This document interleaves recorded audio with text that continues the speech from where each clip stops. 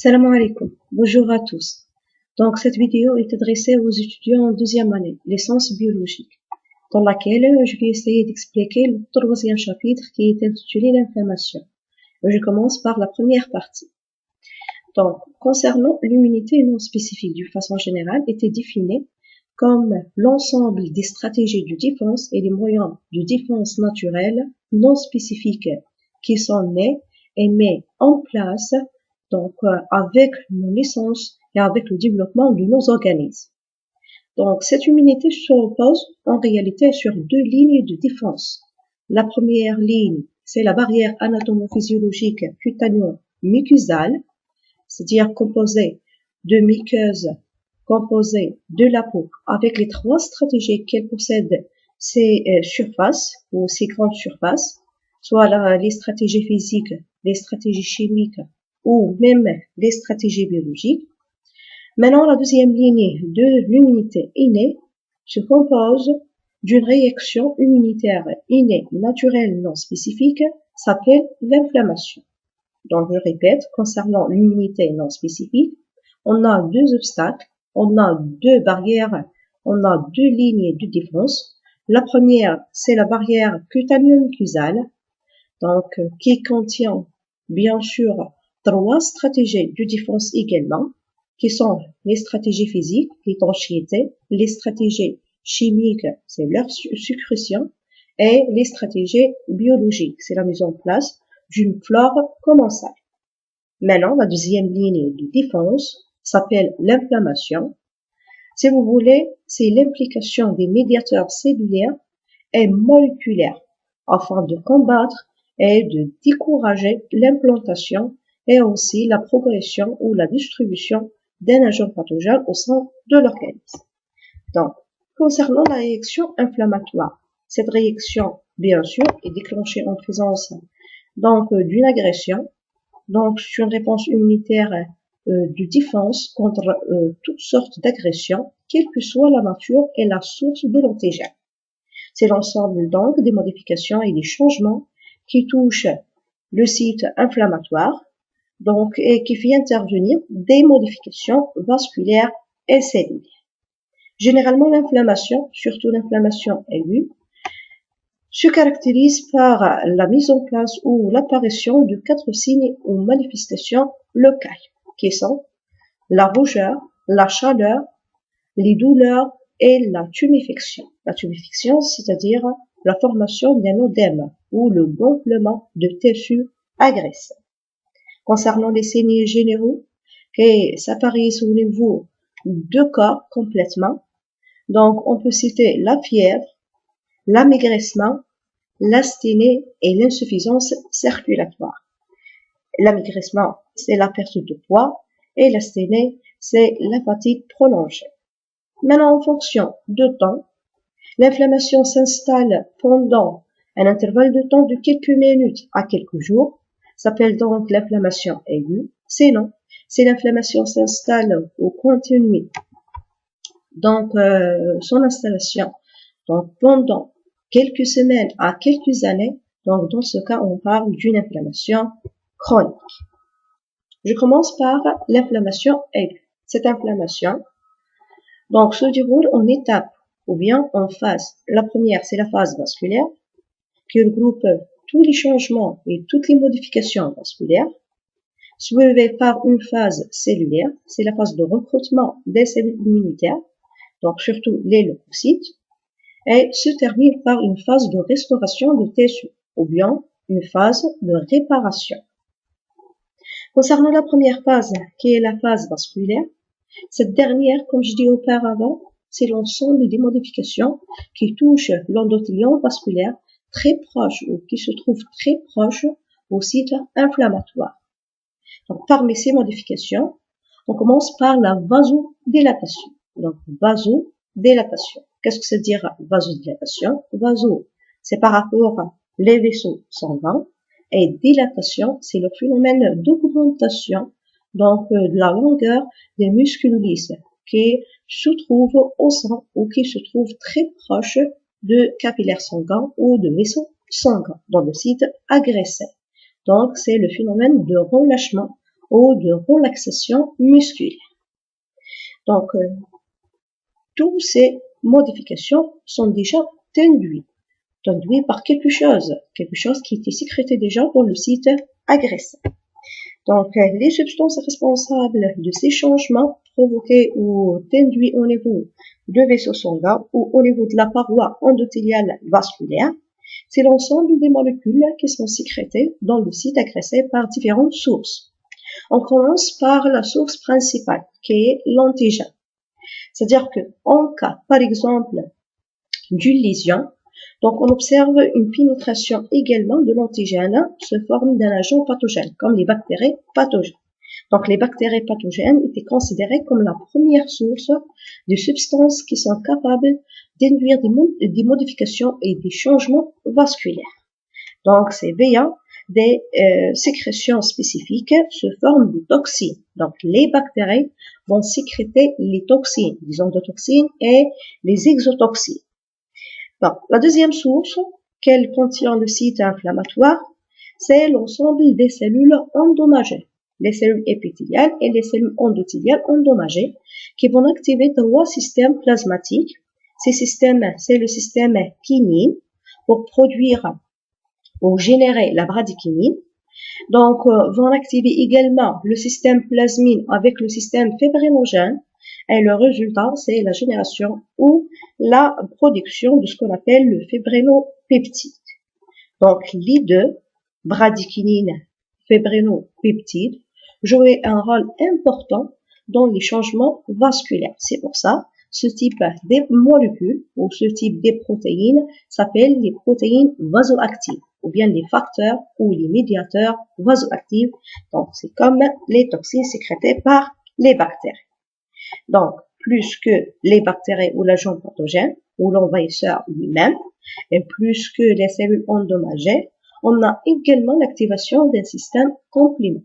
Et cette activation, donc, nous donne ce qu'on appelle les anaphylatoxines ou les fragments libres sous forme de C3A et de C5A. Donc, ces fragments protéiques anaphylatoxines sont également des substances vasoactives. Donc, on a l'antigène avec sa sécrétion. On a les cellules endommagées, donc le système complément. Et on a également la présence des cellules immunitaires résidentes dans n'importe quel tissu. Ces cellules sont les cellules mastocytaires ou les mastocytes et les cellules macrophages. Et les deux sont des cellules lorsqu'on activées vont libérer un grand nombre des médiateurs vasoactifs. Essentiellement, l'histamine et les dérivés lipidiques, prostaglandines et leucotriens sécrétés par la cellule mastocytaire. Et on a également les interleukins, ou plutôt les interleukines, essentiellement l'interleukine en 6, 8 et le facteur de nécrose TNF-alpha, en présence également d'une production et d'une libération donc, de prostaglandines et de leucotriens. Donc, l'ensemble des substances vasoactives qu'elles sécrètent le site inflammatoire sont généralement les toxines bactériennes ou les produits générés et libérés par l'agent pathogène lui-même. Donc, la bradykinine, la fibrinopeptide, les interleukines, les dérivés lipidiques prostaglandines leucotriennes et les anaphylatoxines. Donc, résulte l'activation de systèmes compléments par les trois voies d'activation, soit la voie classique, la voie alterne ou même la voie donc de MBR. L'essentiel, c'est que lorsque ces substances sécrétées dans le site agressé ou lysé vont réagir sur leurs récepteurs qui s'expriment déjà à la surface de la cellule ou de la paroi endothéliale, leur fixation sur leurs récepteurs spécifiques entraîne des changements, donc au niveau des muscles lisses, au niveau des cellules endothéliales, ce qui influence ensuite sur le débit sanguin, la pression artérielle et la présence de la masse donc intense cellulaire.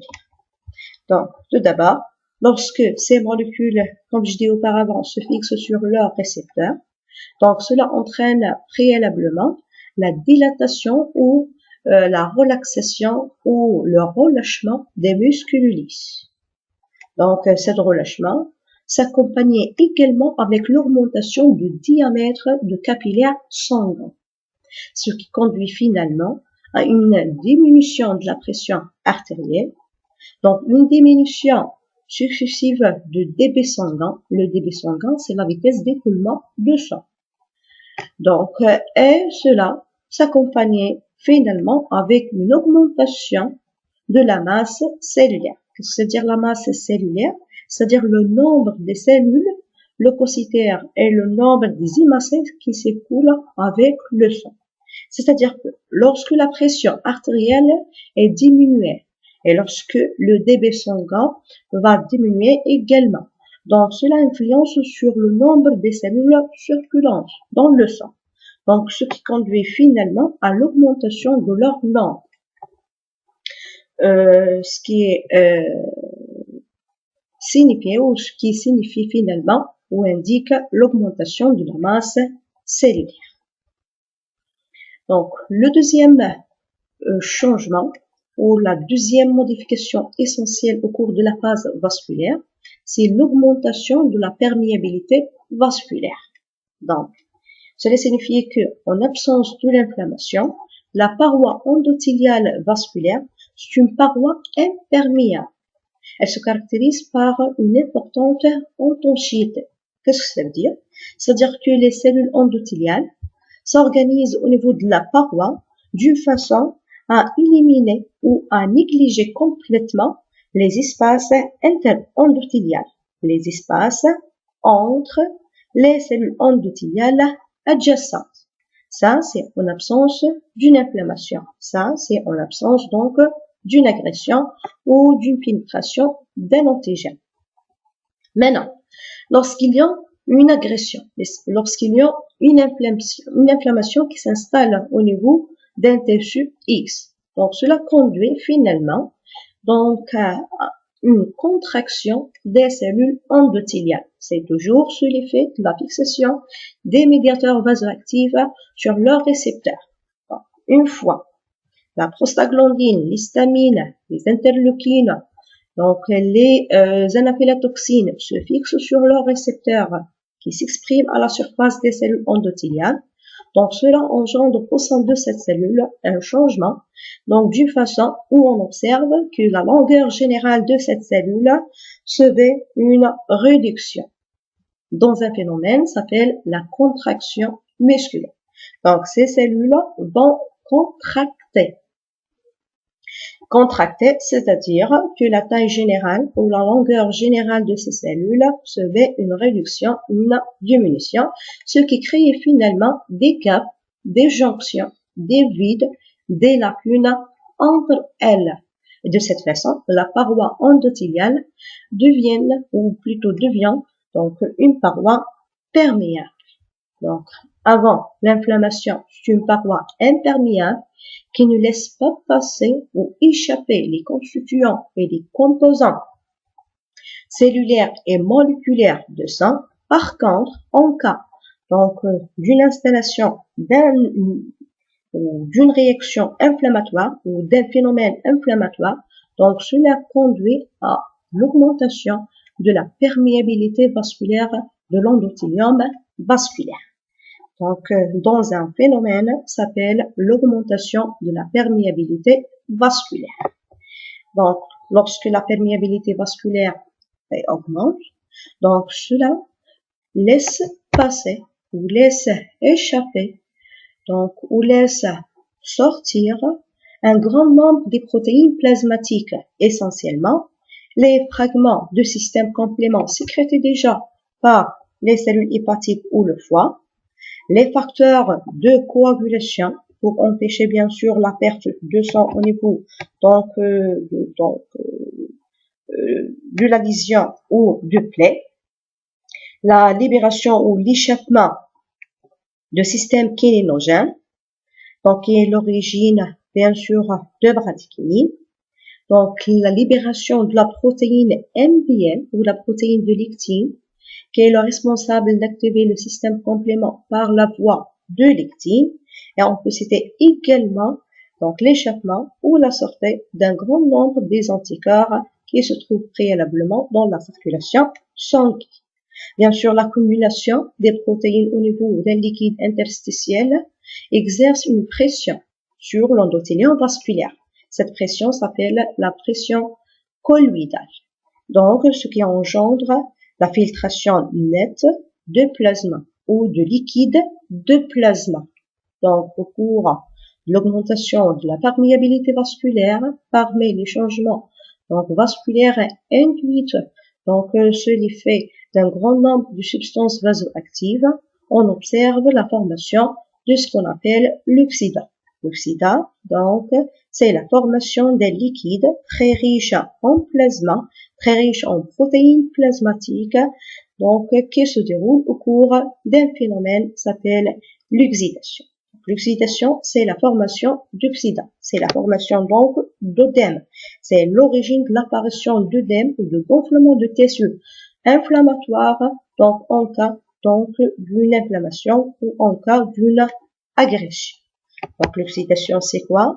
C'est l'infiltration du liquide interstitiel par le plasma net sur l'action de regroupement, sur l'action de l'accumulation d'un grand nombre de protéines plasmatiques qui s'échappent déjà à partir de la circulation sanguine. Donc, généralement, les modifications qui se déroulent au cours de la phase vasculaire, ce sont des modifications induites ou stimulées sur l'action d'un grand nombre de substances vasoactives qu'elles sécrètent le site inflammatoire, donc sécrétées par l'antigène lui-même, les cellules endothéliales et les cellules épithéliales endommagées, les cellules immunitaires résidentes et le système complément qui se trouve préalablement dans le tissu. Donc, cela conduit finalement à la vasodilatation des tissus, et exactement des muscles lisses qui se trouvent autour de l'endothélium vasculaire, ce qui entraîne l'augmentation du diamètre des capillaires sanguins, suivi par une diminution de la pression artérielle, du débit sanguin et une augmentation par contre de la masse cellulaire. Donc finalement, cette vasodilatation conduit à une augmentation de la perméabilité vasculaire lorsque les cellules endothéliales subissent une contraction musculaire, toujours sous l'action de ces substances vasoactives, lorsque ces dernières se fixent sur leurs récepteurs spécifiques qui se trouvent ou qui s'expriment à la surface de la cellule endothéliale, ce qui crée des espaces ou des lacunes ou des jonctions qui permet le passage ou qui laisse passer les protéines plasmatiques et le plasma net ou le liquide de plasma, ce qui crée finalement l'oxydat dans un phénomène qui s'appelle l'oxydation. Donc, je vais profiter de l'occasion également de vous rappeler que les sources essentielles des substances vasoactives sont l'envahisseur lui-même, donc les globules blancs ou bien les cellules leucocytaires résidentes comme les mastocytes, les macrophages et les plaquettes, pourquoi pas, ces dernières vont participer dans le phénomène de la coagulation ou le processus de coagulation. Je vais citer également les cellules endommagées ou le tissu endommagé de façon générale et le plasma qui constitue une source principale pour les protéines plasmatiques à activité pro-inflammatoire ou à activité inflammatoire. Vous pouvez trouver toutes ces substances vasoactives presque qui sont regroupées dans le tableau numéro 1 avec la précision de leur fonction au cours de l'inflammation et exactement au cours de la phase vasculaire.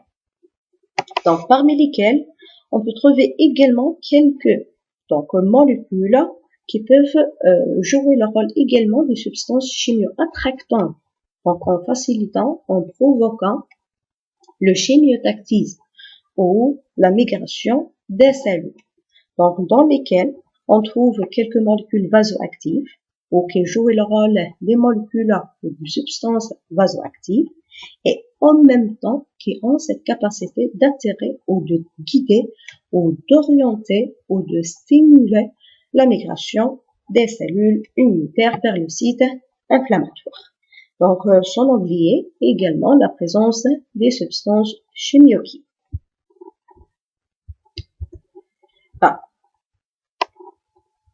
بالنسبة للجزء الأول من عملية الالتهاب أو الخطوة الأولى من عملية الالتهاب.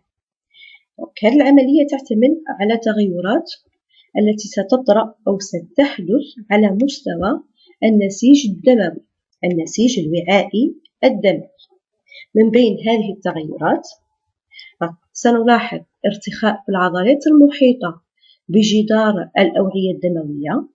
سنلاحظ également وأيضا زيادة في نفاذية الجدار الوعائي للدم. وسنلاحظ أيضا خروج بعض مكونات الدم على شكل بلازما riche en protéines. هذه التغيرات ناتجة عن وصول مجموعة من الجزيئات التي تم إنتاجها وإفرازها على مستوى العضو أو على مستوى المكان المصاب.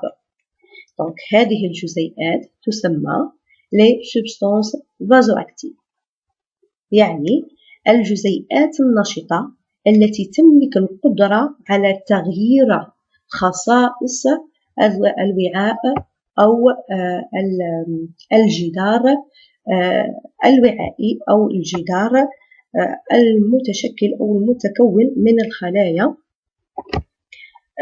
les cellules endothéliales التي تشكل نهائيا الوعاء الدموي. هذه الجزيئات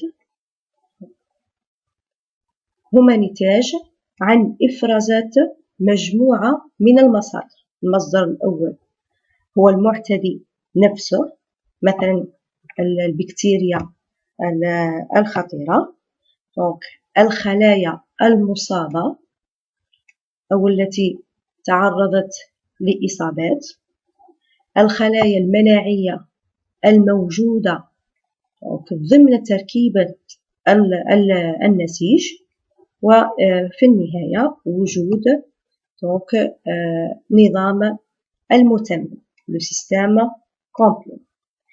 إذن حين تلتصق أو تلتحم هذه المكونات، هذه البروتينات، هذه العناصر النشطة على مستوى مستقبلاتها المتواجدة على مستوى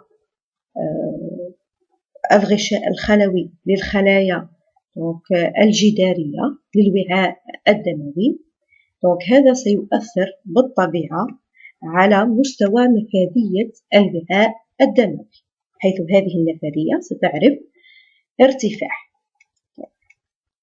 إذا ارتفعت نفاذية الجدار الوعائي، هذا سيؤدي إلى خروج أو إلى هروب بعض المكونات الدموية، خاصة المكونات التي تتميز بحجم صغير.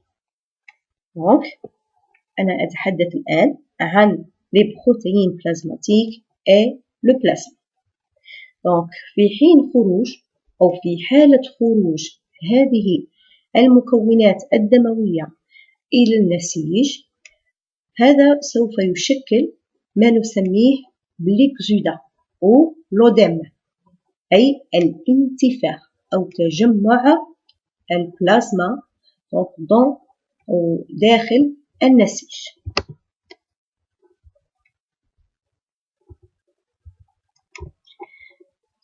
في هذا dans cette vidéo, il y a un exemple clair dans le cas d'une agression qui touche la peau. Normalement, la peau, c'est une barrière infranchissable, c'est une barrière imperméable, mais lorsque la peau subit une lésion, donc cela rend se forme d'une barrière perméable, ce qui laisse passer les pathogènes ou les antigènes exogènes. l'entrée de l'agent pathogène à l'intérieur de l'organisme induit ce qu'on appelle l'inflammation. Avec une étape